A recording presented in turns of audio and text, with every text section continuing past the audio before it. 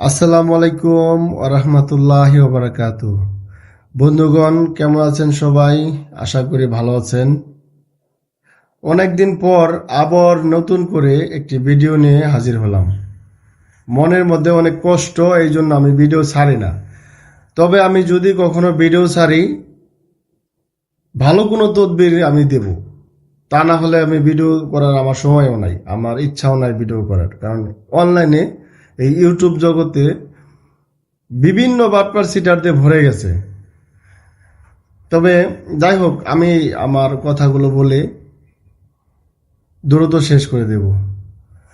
ধরেন, মনে করলেন আপনাকে কেউ বান মারে বারবার, জাদু করে বা জিনে করে, মানুষে করে, জিন ভর করে, এই এই সব বিষয় থেকে কিভাবে আপনি মুক্তি পাবেন? এই বিষয়গুলো থেকে মুক্তি পেতে হলে আপনাকে আমি ছোট একটা নিয়ম দেব। এই নিয়মগুলো যদি মানতে পারেন, অবশ্যই আল্লাহ আপনাকে সেবা দান করবে। যদি মানতে পারেন আর কি, বিশ্বাস ভক্তি থাকতে হবে অনেক বেশি। তো ধরেন আপনাকে কেউ জাদু করে, হোক সেটা জিনের হোক মানুষের। এখন আপনি এখান থেকে মুক্তি কিভাবে পাবেন? মুক্তি পেতে হলে আপনি প্রথমে কি কাজ করবেন? নদীতে যাবেন। নদীতে গিয়ে আপনি 20 থেকে 30 টাকার বাতাসা কিনবেন। 20-30 টাকার বাতাসা কিনে নদীতে দিবেন। দিয়ে আল্লাহ রাসূলের নাম নিয়ে পানি উঠাবেন। এভাবে 7 ঘাটের পানি নেবেন। প্রথম যে বাতাসা দিবেন, প্রথম ঘাটের বাতাসা দিয়ে দিলেন।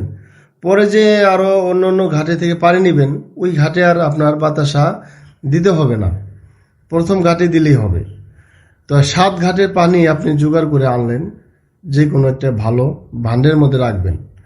রাখার পর এবার আপনি কি করবেন? আমরা মুসলমান যারা, তারা সবাই জানি সূরা ফাতিহা। সূরা ফাতিহা 7 বার অথবা 21 বার আপনি পড়ে 3টি ফু দিবেন। মানে প্রতিবার পড়াও যদি আপনি ফু দেন সমস্যা নাই। আর যদি আপনি 21 বার বা 7 বার পড়ে 3টা ফু দেন, তারপরেও চলবে। এবার আপনি এই পানিটা দিয়ে কি করবেন? এই পানির সাথে আপনি টিউবওয়েলের পানি, ভালো ভালো মানের টিউবওয়েলের পানি মিক্স করে একটি মাটির কলসে রাখবেন।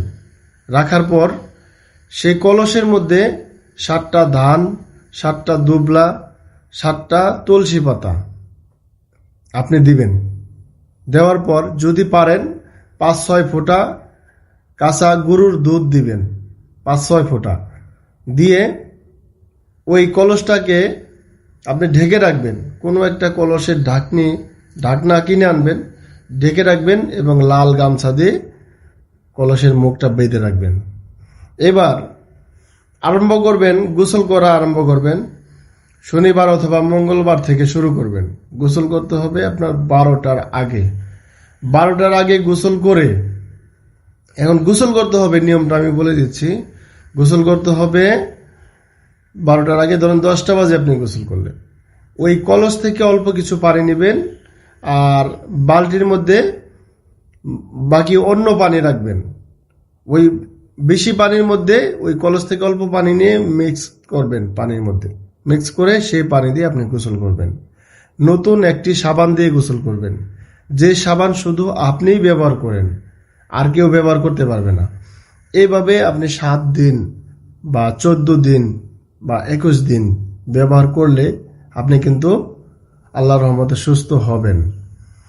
তবে কারো কারো 3 দিনও ভালো হবে, কারণ যার যার সমস্যা যেমন তেমন দেরি হবে। যদি আপনার সমস্যা বেশি হয় তাহলে দেরি হবে, আর যদি সমস্যা কম হয় তাহলে দ্রুত আপনি সুস্থ হবেন। এটা হচ্ছে পরীক্ষিত। আমি কিন্তু এটা এখনো কাজ করি। আমি এই লাইনে 20 বছর ধরে কাজ করি, কিন্তু এখনো আমি এই তদবিরটা চালাই। সেটা হোক জিনের জাদু, হোক মানুষের ক্ষতি, যেটাই হোক ইনশাল্লাহ মাফ হবে। আপনারা যদি বিশ্বাস ভক্তি আল্লাহর ওপর রেখে কাজ করেন, মাফ হবে।